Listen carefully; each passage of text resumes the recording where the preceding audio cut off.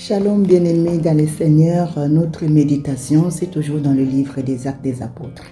Et ce matin, c'est à partir du verset 42 jusqu'au verset 47. Nous sommes en train de continuer toujours à voir tout ce que le Saint-Esprit a pu réaliser au milieu des apôtres. Et ici, nous voyons qu'ils sont restés unis. Ils persévéraient dans la prière, dans la communion fraternelle, dans le fraction du pain que nous appelons Sainte Seine. Et ils étaient tous unis. Quand ils devaient se retrouver au temple, ils étaient unis. Ils étaient de commun accord. Et la parole de Dieu nous dit que lorsqu'ils se retrouvaient dans des maisons, que nous pouvons dire comme des cellules, qu'ils étaient animés d'une grande joie. Et quand ils arrivaient de partager le pain, ils partageaient avec simplicité du cœur les caractéristiques de cette communauté. On peut persévérer dans ce qui n'est pas bon. On peut persévérer dans ce qui ne glorifie pas le Seigneur. On peut persévérer dans ses erreurs. Mais avec le Saint-Esprit, si nous laissons le Saint-Esprit de travailler dans nos vies, le Saint-Esprit nous aidera à persévérer dans la prière, à persévérer dans la méditation de la parole de Dieu, comme nous le faisons avec les ODS, mais nous pouvons avoir aussi des calendriers personnels où nous avons nos méditations, nos livres de méditation. Nous nous encourageons de persévérer dans ce qui est bien, persévérer dans la prière.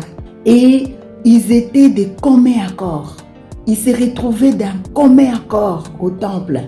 Et c'est un élément aussi qui doivent nous caractériser, d'avoir la persévérance et avoir la simplicité du cœur lorsqu'on se retrouve avec un seul but.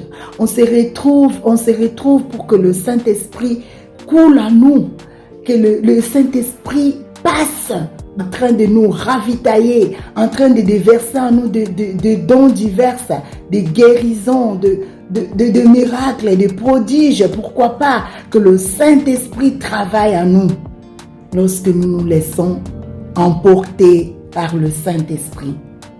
Je nous encourage vraiment à avoir ces deux éléments en esprit. Il y a quelques semaines d'ici, un bien-aimé nous a partagé de la persévérance. Je pense que le Saint-Esprit veut vraiment nous parler, veut vraiment insister là-dessus pour que nous puissions rester attachés à ce qui est bien. Persévérer dans la prière, persévérer dans les encouragements, dans des visites, dans tout ce qui est bien, que nous puissions le faire avec empressement.